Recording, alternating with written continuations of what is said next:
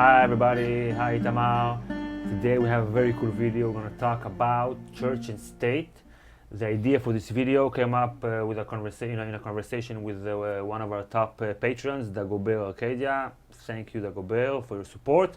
So, what does that mean, church and state? It's, let's say, two branches of government in the Middle Ages. Right. Most of the time in human history, there was always this separation of powers between the religious rule and the secular rule. Secular means earthly, like real life ruling. Concerning the real world, and taxes and army, war, and the religious government is responsible for the souls of the people. But sometimes they are intertwined. In the story, you have the relationship between the crown and the faith, the official religious establishment of Westeros. And there's always tension between church and state. Even after Aegon, they had like the church, the faith had the faith militant. So they had to be disbanded by the secular rule. When you have an institution that says of himself that he speaks for the gods or speaks for God, most likely there will be a religious figure that will look at the secular government and say, no, this is not what God meant. When the religiosity is very high, and of course we are talking about a medieval society, Westeros, religious people, the religious institution holds a lot of power because people believe that they're speaking the name for the gods. And the king, he does not appoint the high septon. This is very important. So the high septon gets his power from other septons. They have autonomy on themselves. They have their own rules. They have their own privilege. As the story goes on, the new high septon, he takes more power in the ongoing dance between church and state. And not only does he have soldiers of his own, he can tell the queen what to do and influence politics, secular politics, because according to him, they don't follow the correct way of because religion. God's law is above the king's law. So let's go to this video's bold prediction. Basically, this is a battle for power, for influence, for money also. So what do you think will happen to the relations between church and state in the remaining part of the story? If we look to history, which we'll have to do, this is the raison d'être of our channel. If there is no clear separation of church and state, like the state is basically beneath the religion because it derives its legitimacy from, theoretically. They need the approval of the institution that speak for God. But in a religious society wherein there is no clear separation between church and state, the religion can be very subversive. If you're a religious figure, you can be very dangerous to the secular power if you go out against it in the name of religion. The Father judges us all, sons of high lords, sons of fishermen. If you break his laws, you will be punished.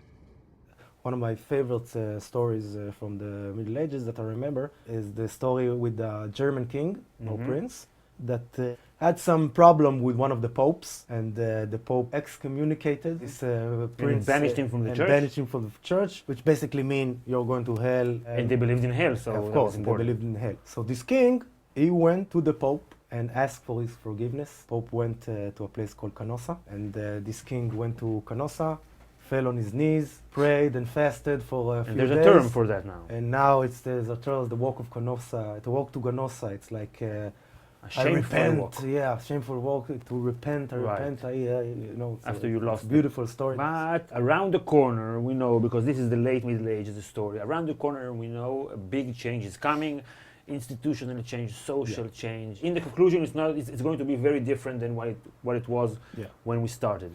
So what happened in Europe religiously after the late Middle Ages? The first crisis came with the Reformation, the Protestant Reformation. With Luther, a huge revolution. Explain. Because Martin Luther said everyone can read, everyone needs to know what God thinks, so we can read it in your own language, and we translate it for you, and it created a lot of chaos that led 100 years later to a 30 years war, a lot of destruction.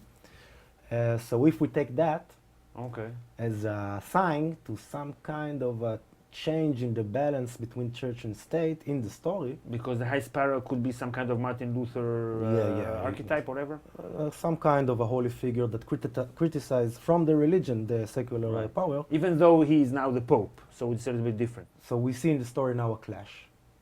And whoever will win the Iron Throne, if there will be an Iron Throne, or who will be the next king or queen, will have to address somehow the growing influence and threat coming from the faith. So what happened in England in this period, because it's based on England? In England, what they did in England was a very, very a clever solution, which exists till today. Right. They consolidated the faith with the institution of the state and Meaning? transformed the head of the state Right. to the head of the church. So you think that this will happen in Westeros? The queen of Westeros, the future queen of Westeros, Sansa, you can check it out over here. But we think she's very reminding of Elizabeth. Elizabeth. So you think that Sansa will be the head of the church? If she will have a smart political advisor, will have short one. you can think maybe some candidate Somebody to that. Maybe short. He will have to tell her this sparrow's faith that you already seen, what damage they can do, criticizing the government and rebelling against the government. From their faith, you have to combine between the two in order that Into one power. into one power, and you are the head of the state / head of the church, and that's how you can. You can see now in countries that have a strong separation of church and state, that the head of the state is not the head of the church. For example, in the United States and France, you can see that the tension is ongoing even 200, 300 years after like the official separation. Then the battle for influence is not over, even when it's set in stone and in law, because now you have to define what is secularism. Right? In England, you still don't have separation between church and I state. don't know, it seems to work better than in What France. they separated the monopolies. Like you don't have a official separation between church and state, but every citizen can do whatever he wants. He doesn't have to come to go through the church if he wants to get married or bury someone or get divorced. Right. He doesn't have to go to the church. He can, but he can. Unlike here. Unlike here, that here you have a certain separation of church and state, of synagogue and state. Right. But because of political reasons, Right. mundane political reasons, not because something else, you have a lot of power to the religious institution here. Right. Even though most Israelis and most religious Israelis don't like Right. it. The religious Yeah. don't like Yeah, it. they would like us to have the ability to get married, not in a synagogue. Yeshayahu Leibowitz, he was a religious person, and he said the reason that Ben Gurion didn't want a separation between church and state, religion and state, is because we wanted the state to control religion. So But he got it wrong. he got it wrong. I don't know. You see, when you see United States, there is a clear separation of church and state. And it's much better than what we have But here. your religion there is thriving, is Yes, prospering. but now if people want to get married like with the mayor, they have to take a flight to Cyprus. Yeah, And when they get divorced, yeah. they have to go through the religious institutions. In France, it's a great example now because there is a clear separation between church and state.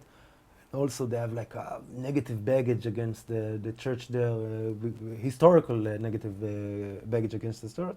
And they have this like idea of laïcité, like, secularism, like the whole... It's one of the ideals of the country, of and the you state. can even say that they have religious feelings Right. towards this concept of laïcité, like Laïcité, secularism, you know. Right, so that's like a state secular religion. And it connects to this French thinking that comes from Rousseau, that he said like, even if we are secularists, you have to create some kind of a civil religion and impose this civil Right. religion, a secular religion, upon the public sphere, and that's the sphere, and that's Like in the United States, you have a separation of clear separation, but they cannot impose the secularism Right. upon the Yeah, public in France, sphere. yeah, you can't go to school in a burqa. Yeah, and stuff it's like France. It's part of the French culture, you know. Right. You can And you have to impose respect it. Yeah. It's like